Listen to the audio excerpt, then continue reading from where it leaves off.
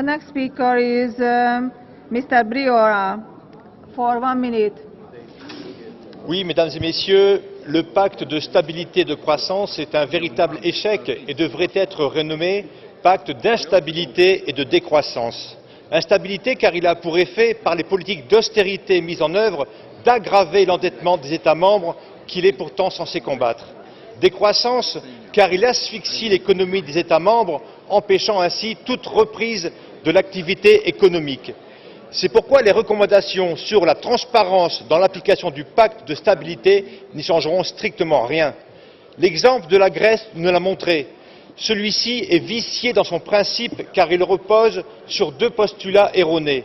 Tout d'abord, celui de penser que la relance économique dépendrait exclusivement de politiques austéritaires.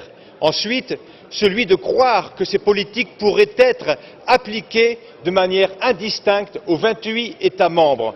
Plutôt que d'enfermer nos nations dans des règles budgétaires, monétaires et comptables ineptes, il conviendrait de redonner un souffle et de la souveraineté aux 28 États membres pour entrevoir un scénario crédible de sortie de crise. Le retour de la croissance en Europe dépendra principalement d'un changement radical de politique économique et budgétaire fondé sur les... The next speaker is Mr. Marias for 1 minute.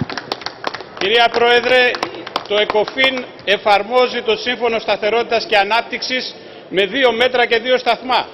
Όταν πρόκειται για τη Γερμανία και τη Γαλλία, κάνει τα στραβά μάτια, δίνει συγχωροχάρτη και ανέχεται τις παραβιάσεις